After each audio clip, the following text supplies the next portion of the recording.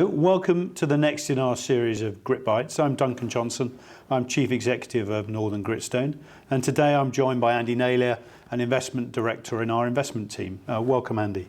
Northern Gritstone works incredibly closely with our founding university partners of the universities of Leeds, Manchester and Sheffield. And Andy, how does that actually work in reality? What does that actually mean? Yeah, thanks, Duncan. It's a very good question, and collaboration is the key word here. We work very, very closely on the ground with the technology transfer offices that are responsible for commercialising the IP generated by the academics in those institutions.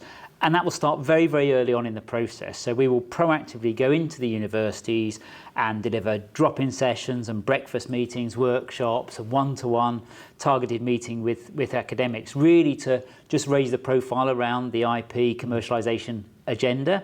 That brings forward various opportunities to create spin-out companies, and then we'll really kick in and look at how we can help those founders in the university take that opportunity from a very early stage through formation of a business, funding of a business, bringing in the right talent, creating that business to be successful going forward, and then supporting it as a proactive shareholder into the future. So it's a very holistic approach to helping build the ecosystem.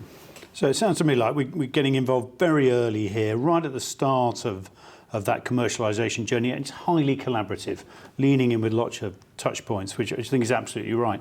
What are the things you're actually looking for at that very early stage? I imagine it's not the whole baked cake, but what are the sort of ingredients you're looking for? Yeah, no, absolutely right, Duncan. We just want enough so we can get excited about an opportunity, and some of the key ingredients would be founders that are passionate and want to engage in the process. We want to see a wealth of technology, usually with patents covering that to provide a business moat, a defensible position, and then knowing that there's some indication of market pull. We're not expecting products and revenue, but having some idea that the technology could be taken into a willing market and there are buyers for this technology if it could be productized. So I think looking for some of these key ingredients, even at that early stage, is very important for us. Yeah, looking at that ability to turn technology into a product and ultimately a highly profitable business. I think seeing that early on is pretty important, isn't it, to us? You mentioned one of the characteristics you're looking for in the founders, passion.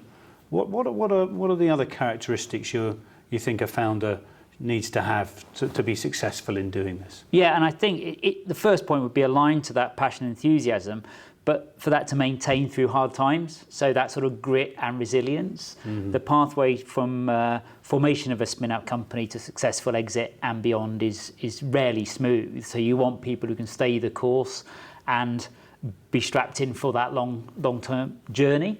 I think the third point is around the adaptability to move in a different, very dynamic and changing environment. So moving from an academic setting into a commercial setting and dealing with a whole different set of challenges and opportunities. So that ability to be adaptable in these different scenarios and listen to advisors, take on board that advice, and then make good decisions to move forward. So I think passion, resilience and adaptability would be sort of three of the key characteristics. Yes, I think that's got to be right. And I think from our own experience of launching Northern Gritstone, I think they are the characteristics you need to have to be successful. Thank you very much.